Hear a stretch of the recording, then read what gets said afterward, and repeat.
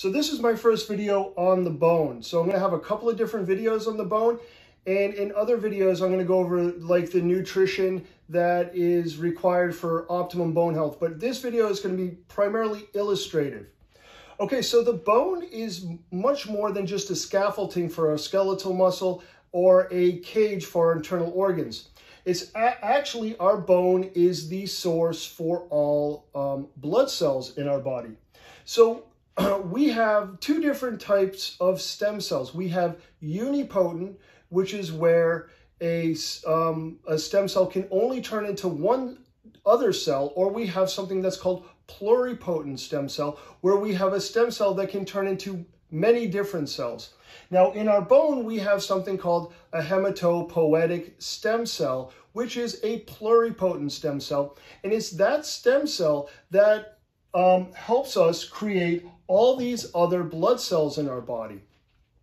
So again, it's the bone that produces all our blood cells for us.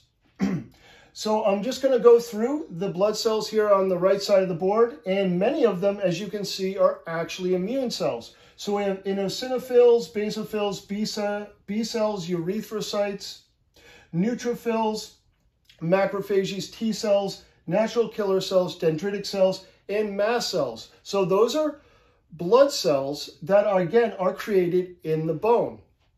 Now, a couple of functions of these cells include, so we have for the platelets here, which actually is a unique scenario because it's the platelets that we obviously know are released into the blood for us, but they are actually produced by another cell in the bone called a megakaryocyte.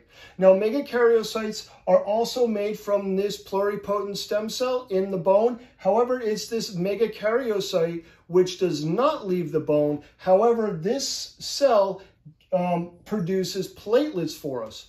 Now, it's platelets that are critical for blood clotting. They help us with allergies, inflammation, and they also store serotonin for us. Natural killer cells help kill tumors for us. Eosinophils defend against parasitic organisms like ringworm.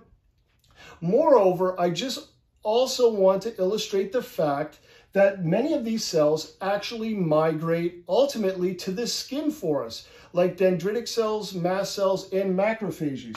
So macrophages are a type of white blood cell. However, they are found in large populations in the dermis, which is in the skin, as well as mast cells and dendritic cells. So I just wanted to illustrate the fact that if you have a malfunction or a poor chemistry with your bone, how it can actually affect the composition of your skin. Now, again, it's the macrophages, mast cells, and dendritic cells that can all be found in the skin. And again, they come from the bone.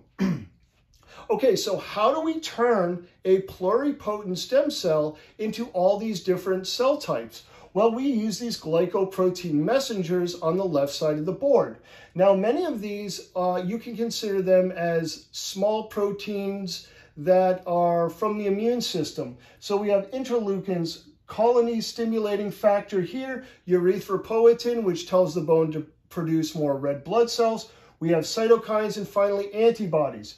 So again, it's these glycoprotein messengers that help determine what this pluripotent stem cell is going to actually turn into. Now, one more thing I want to bring up is that our bone marrow collectively produces 50 million B cells a day, and 90% of those die off. So 45 million cells every day die in our bone, and they never actually get used. So why is that? Because 90% of these B cells present autoantibodies, or self-antigens. So if they were actually going to survive and enter into our circulation, they would cause an autoimmune disease.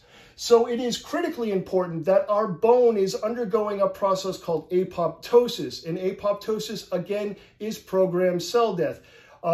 Because if there was an issue with apoptosis in our bone, again, these B cells may end up entering into our circulation, at which point they are liable to create an autoimmune reaction. So again, this is part one of the bone, and I just wanted to illustrate that our bone is far more than an inert scaffolding for our body.